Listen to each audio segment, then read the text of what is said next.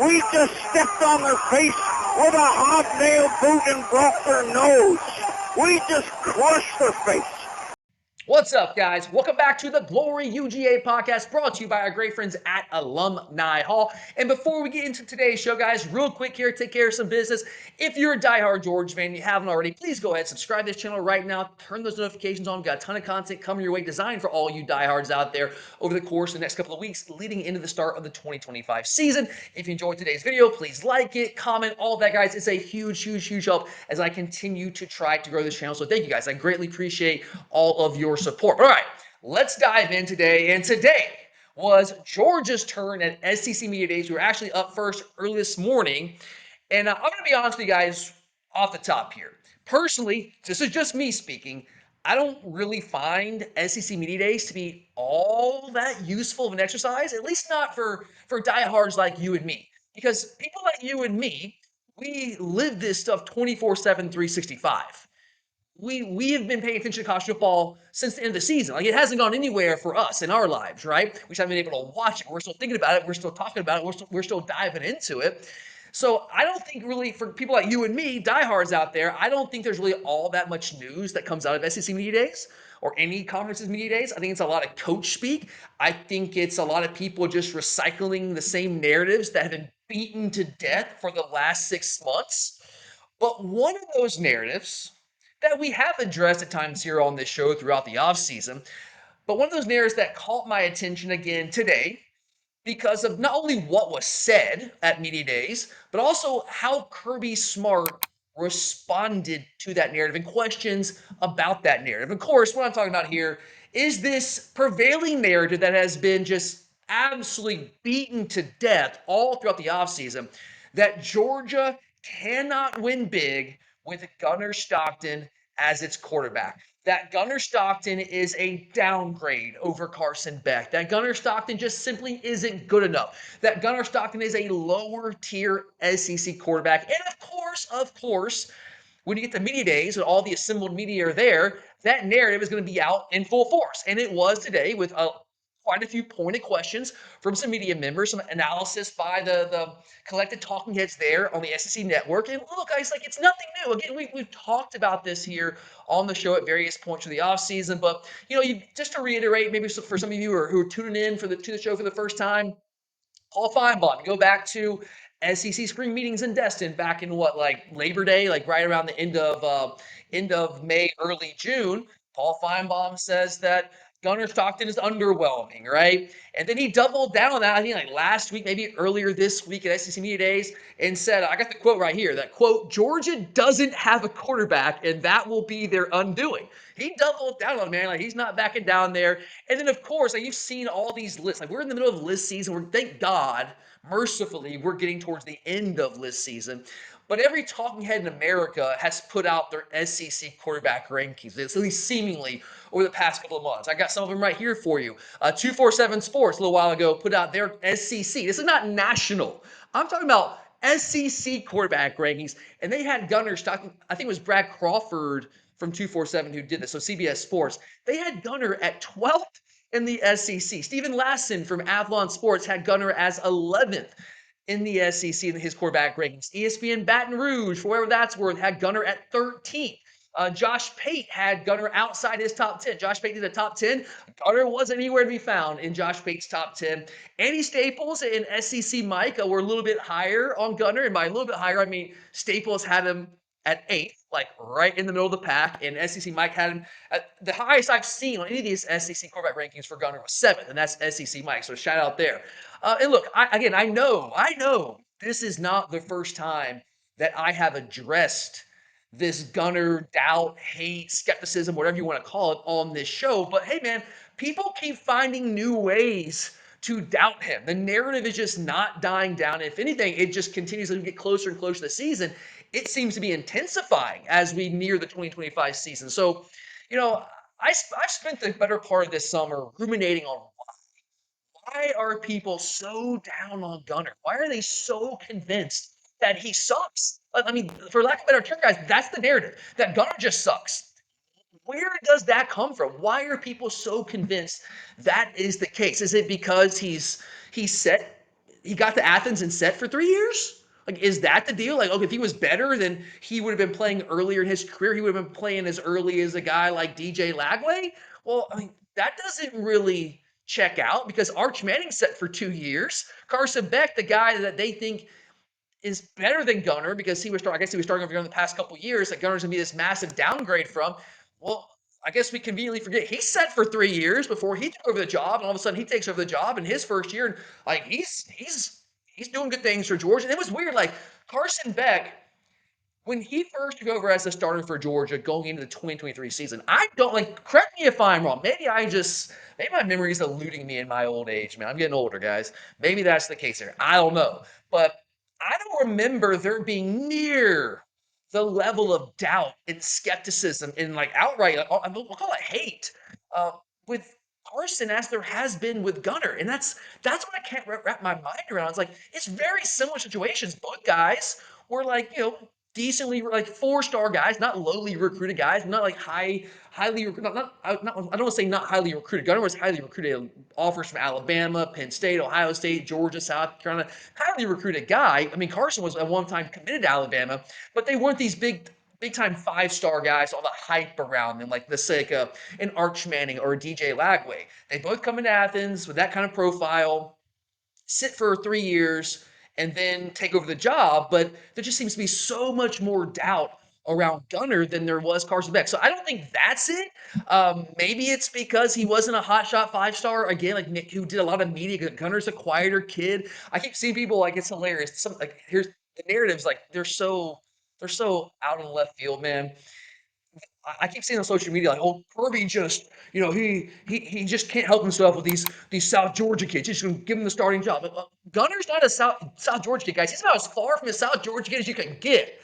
Little geography lesson, state of Georgia could go a long way. Raymond County, that's North Georgia, y'all. Okay, so I mean, I get it, he's a country kid, right? Quiet, I get it, but like, if you're gonna rip the guy, you're gonna rip Kirby. At least do it with a little bit of accuracy, a little bit of integrity could go a long way there. So like maybe that's it. But again, like it wasn't that Gunner was some scrub recruit. It's not like he was like a Stetson Bennett, like a preferred walk-on.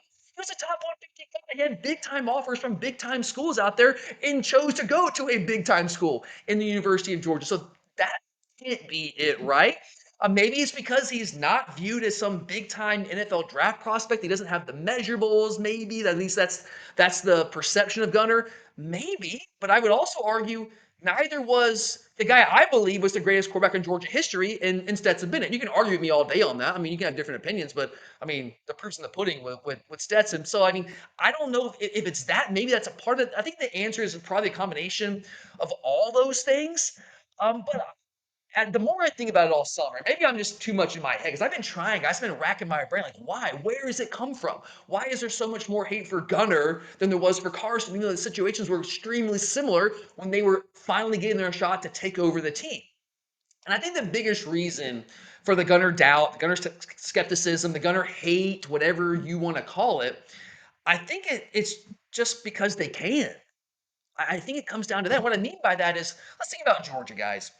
In recent years, going back to 2021, certainly in the last 4 or 5 years, Georgia has been really good. Suffice it to say, right? One of the best programs in the country, back-to-back national titles, 21 and 22. I think we are the best team in 23. We fell short. That was on us, but we were one of the best teams in the country. I think if we would have gotten the playoffs, I think we would have won it, but, that's not how things work. Last year, we did a lot of injuries, but we still found a way to, some way, somehow, beat the team that's already overtaken Georgia for SEC supremacy, even though they haven't actually beaten Georgia. Some way, somehow, we beat them twice and still won the SEC championship game and got the 2 seed in the college football playoff. Yeah, we lost in the Sugar Bowl to the Notre Dame team that ended up playing for the national title. But Georgia's been really good, right? Can we all agree with that? And when you're really good, as we've seen over the past couple of years, especially in the offseason when there's not actual football to talk about on the field, all these narratives get created and people want to tear you down, right?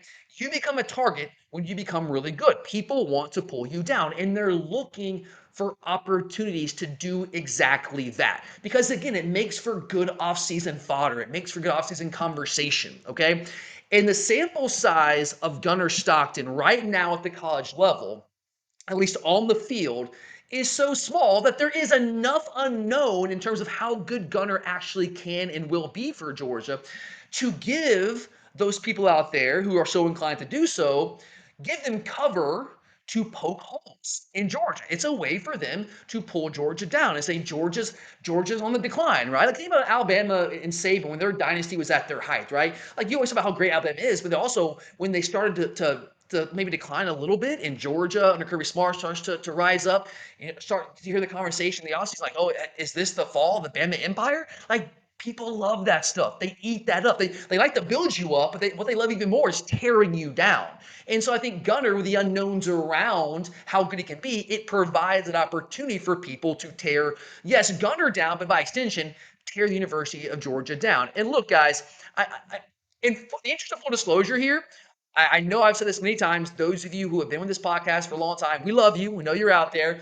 Uh, I know you've heard me say this a lot, but there are people, the newer people that find our show each and every day out there. So I want to make sure to make this clear because I don't want to seem like I'm hiding anything.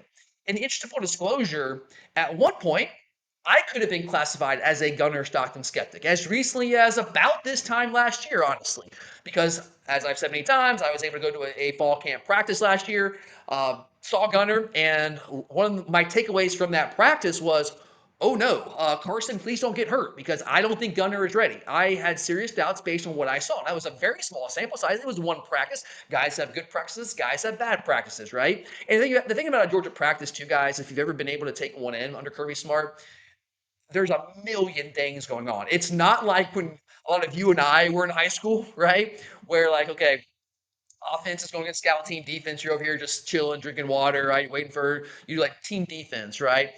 That no, they're two spot, man. Like there's everyone's doing something. Like there's very little standing around. So you can't watch every snap of every player. You can't because your eyes all over the place. So I can't say I saw every snap of Gunner at that practice, but the ones I saw him be inaccurate, make some poor decisions, and not be confident, be a little hesitant. And I was concerned coming out of that practice, and I came here on this very show and told everyone who was listening those exact sentiments. All right, I made no mistake of that. And then when he took over the job, uh, in the SEC Championship game, I've said this before, I'll say it again. I turned to my wife in the Mercedes-Benz Stadium and said, I don't know. I think the season might be over. I had those thoughts. I had those thoughts. But here's the thing, guys. I'm not a guy who's entrenched in a position. Okay. I let the evidence guide me. And when I came on here about this time last year and said, guys, I'm concerned about Gunner Stockton. I'm concerned about the backup position right now at quarterback. I had reason to do so. The evidence told me at that time that was the case. But new evidence has emerged since that time. We've seen Gunner on the field in the SEC championship game come in and spark this team and come back and win the SEC title against one of the better teams in the country. We saw Gunner Stockton play really, really, really well against one of the better defenses in the country in Notre Dame in the Sugar Bowl in his first career start against that type of defense in that moment. So we have more evidence. And now I've seen him at spring practice this year. I saw him at G-Day. I have a lot more evidence to base my opinion off of than I did this time last year, and my opinion has evolved accordingly. So I just want to put that out there. I don't absolve myself entirely. I had these doubts myself, but we've seen enough now that I think some of those doubts should have been washed away. But when you look at Gunner Stockton, I think the truth about Gunner Stockton is exactly what Kirby Smart said today at SEC Media Days. This is one of the things that caught my attention and gave me the idea to come on here and talk about this today. It's exactly what Kirby said. Gunner Stockton is a winner. He was a winner as a kid growing up. He was a winner as a quarterback at Rabun County High School, and he stepped into an incredibly tough situation in the SEC Championship game against a really good football team, a team that went to the Final Four of the playoffs last year, and helped Georgia come back and win that game. Yeah, we lost the Notre Dame game. Yeah, we lost that game, and that was Gunner's first start. But I've said it before on this show. I'll say it again here. Gunner did what he needed to do in that game for us to win. We didn't lose that Notre Dame game because of Gunner Stockton. That's not why we lost that game. We lost that game because we self-destructed and did some very uncharacteristic things that costed that game, allowing a kickoff return for a touchdown, sack fumble before the end of the half, fumbling in the red zone, guy missing a blocker receiver, running back getting blown up in the backfield. That's why we lost the game. Gunner did what Gunner could do to help us win that game against a really, really good Notre Dame defense and a really banged up offensive line where he was running for his life. So, yeah, we lost that game. But that's the thing about winners, guys. I think I know the term itself kind of lends there to being this misconception about what a winner is, but winners don't necessarily win every game. No one does. Even the great Nick Saban didn't win every game. Kirby Smart doesn't win every game. Bear Bryant didn't win every game. Bill Belichick at his height didn't win every game. Nobody wins every game. It's the nature of the sport. It's the nature of the beast. But the thing about being a winner is that you're a winner every day of the week. It's not just on game day. It's also Sunday through Friday, the other 6 days of the week. It's what you're doing on those days. It's how you work. It's how you carry yourself. It's how you treat others. It's how you affect others. What you do in the biggest moments, like when you step on the field, when the lights are bright in the SEC championship game. And Gunner is elite in all of those areas. That's why Gunner is a winner. The truth about Gunner Stockton is also that he's exactly what this particular 2025 Georgia football team needs. It's also what Kirby said earlier today in his opening monologue. We have a very young, hungry team, which is different from last year, as he kind of contrasts. Last year, we had a lot of veterans. And he said it without saying it so much as he doesn't want to like dog his guys, but we had a lot of veterans who played a lot of football for Georgia, but maybe the hunger wasn't quite there. Maybe there was some contentment that kind of seeped in to the program. And as he laid out, we have 54% of our players that are first or second year guys. Those are young, hungry guys who weren't a part of those national title teams in 21 and 22. A lot of them weren't even a part of the 23 team. They went undefeated in the regular season. And so when you have a team like that, that's made up of young players like that, here you have a quarterback. The most important position on the field, in my opinion, I think it's hard to argue that. A quarterback in Gunner Stockton, who is a straight up grinder, who will work as hard as anyone on the team, who's not going to put himself above the team the way that maybe a quarterback in the not so recent past did at the University of Georgia. He's going to lead by example. He's going to be right there alongside those young hunger guys, hungry for success, doing everything he can to get Georgia back to where it needs to be. And that matters. I believe that matters. And you can disagree. I'm a believer that that matters, especially when it's coming from the top, when it's coming from the guy who plays the single most important position on any football team, the most visible leader on the team. It sets the tone. It seeps into your entire team. Kirby talks about, he's been talking about this all off season. Fire, passion, energy. Those are things that we're looking for. That's what we want to build this team. Those are the core. That's what we want this identity of this team to be. And Gunner embodies all of those things.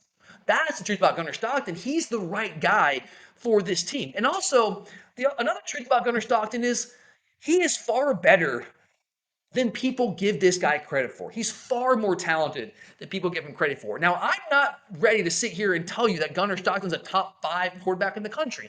I'm not ready to say that, but I will tell you that I believe, and I do deeply believe this, that he has shown us, in an admittedly small sample size, but he has shown us that he's plenty good enough to lead Georgia to accomplish everything that we want to accomplish this season.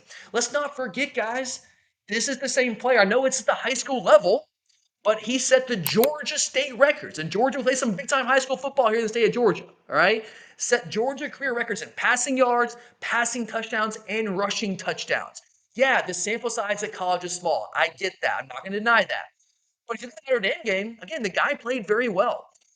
In the Sugar Bowl, he actually went out there and threw for more yards against that Notre Dame defense than any other quarterback did in the entire college football playoff. He put up the second highest completion percentage against that Notre Dame defense all year, was the second highest yards per attempt of all Power 4 quarterbacks against Notre Dame defense.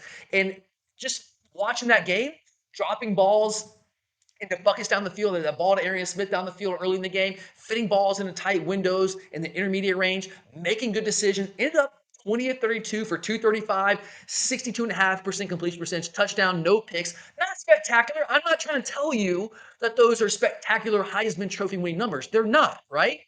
But again, you saw him do in that game against Notre Dame the things that we're going to need him to be able to do this season for Georgia to win at a high level, and he did it against elite competition. And oh, by the way, he did that in his first ever career start. Now let's compare that to another quarterback coming into the 2025 season that everyone is convinced is going to be a superstar, is in the Heisman Trophy conversation. His team might be the favorite to a national title. They're one of the betting favorites.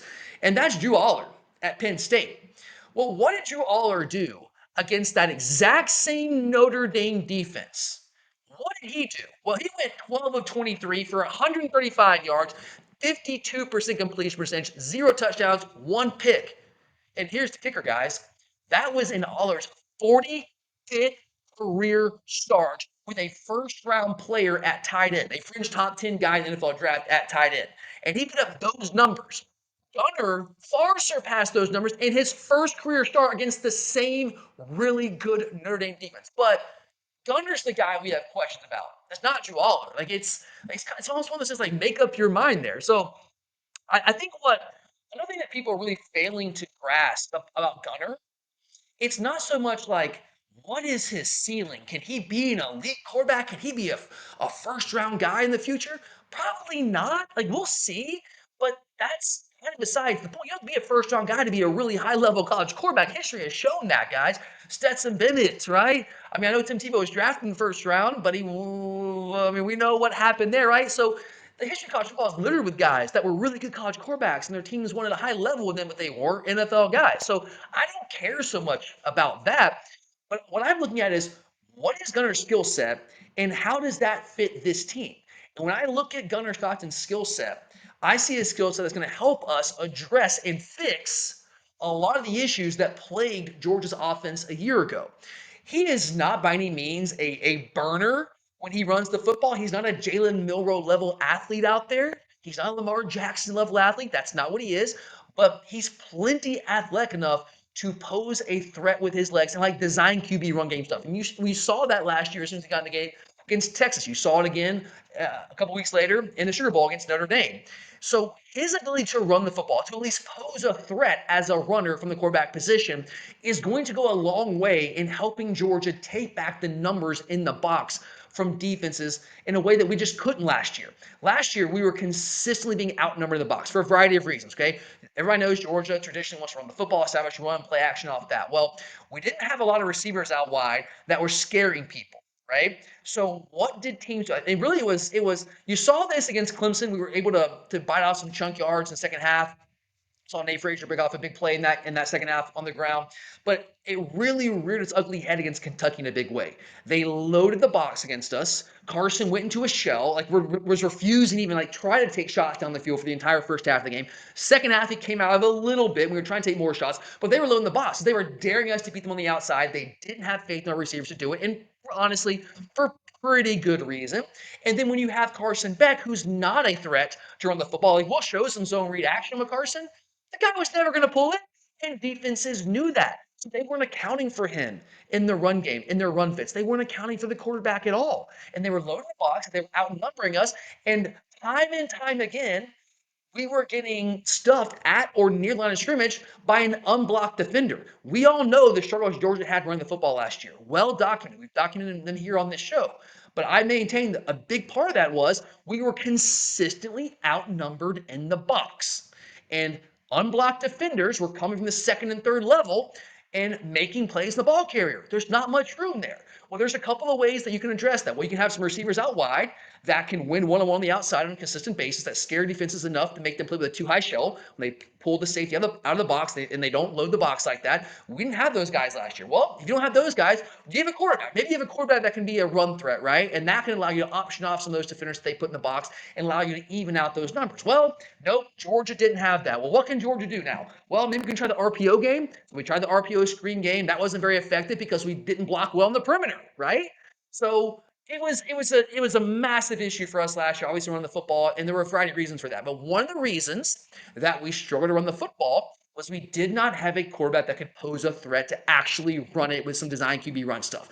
Gunner changes that, right? So that changes the numbers equation in the box. That will allow us to take back the numbers edge, or at least even things out and reduce the number of snaps where there's unblocked defenders that are making plays on the ball carrier. So that is only going to enhance the run game. If the run game gets enhanced, then that will give us more opportunities to take shots down the field because teams are going to have to roll more guys in the box, create more one-on-one opportunities on the outside. And this year, we actually do have some receivers in Colby Young and Noah Thomas from A&M, and a guy like C.J. Wiley, and you got Zachariah Branch in the slot, and a host of other guys that can actually win on the outside. And Gunner throws a really, really good deep ball. That's one area where he has, in a small sample size, shown that he is superior to Carson Beck. He is much better, much more accurate throwing the ball down the field, and now he has those big wideouts to do it with this year. So that's going to allow us to take advantage of the play action game in a way that we weren't as well equipped to take advantage of it last year. And that's something that all the best Georgia offenses have done, guys. You establish the run, you take play action shots down the field, and create big explosive plays that way. Why? One of the reasons that's a big part of why we had trouble creating explosive plays last year, right? It's all of that. And Gunner and his skill set go a long way in addressing all of those issues that we had offensively last year, from getting the run game going to being able to hit those vertical shots down the field. So again, he has shown the ability to do what we need him to do within our offense, within the structure of the Georgia offense, for us to win at a high level with Gunner Stockton as our quarterback. But I know what the naysayers say. Tyler, it's a small sample size. Yeah, you're right. I can't deny that. Admittedly, it's a very small sample size. So the final truth here I have for you today about Gunner Stockton is this. The truth is that nobody knows exactly how good Gunner Stockton is going to be in 2025. I don't know. You don't know. I wish I knew. I don't know. I'm a believer that the floor, I've seen enough to say the floor is high, but where's the ceiling? TBD. I don't know, right? I don't know. But for the same reasons, I can't rank Gunner as a top 3 quarterback in the SEC coming into the year. How can anyone rank him as a bottom 4 or 5 quarterback in the league coming into the year? Sample size is too small, right? How can anyone know that Georgia can't win with him? How can you know that? How can Paul Feinbaum be so sure and so definitively say that Georgia doesn't have a quarterback? How can you do that if the sample size, as a lot of people would say, is as small as it is? Because here's the thing, guys. How can anyone know that Georgia can't win with Gunner Stockton? Well, the last quarterback that everyone out there, every analyst, every armchair quarterback, heck, half the Georgia fan base was convinced that Georgia couldn't win with, some way, somehow, found a way to lead us to back-to-back national titles. Will Gunner Stockton do that? I don't know. Time will tell. I don't know. I wish I could tell you guys. I wish I had that magic ball. I should go bet on it right now and make a lot of money off of it. I don't know. But I'll say this. What I do know about this kid, I wouldn't put it past him, man. I wouldn't put it past him, because as Kirby Smart said today, made clear today at SEC Media Days, Gunner Stockton is a winner. But all right, guys, a lot of fun talking some Georgia football here today. If you enjoyed this type of content designed for all you diehards out there, please go ahead, subscribe right now, turn those notifications on. We are not slowing down, guys. We have a ton of content coming your way over the next couple of weeks, next month or so, leading up to the start of the 2025 season. And once the season gets here, guys, we're going to be going hard at it. So subscribe, comment, like, all that. Greatly appreciate it. Thank you so much for being here and watching the show. Thank you for your support. But I'm Tyler, and as always, go Dogs! Man, is there going to be some property destroyed tonight. 26-21. Dogs on top.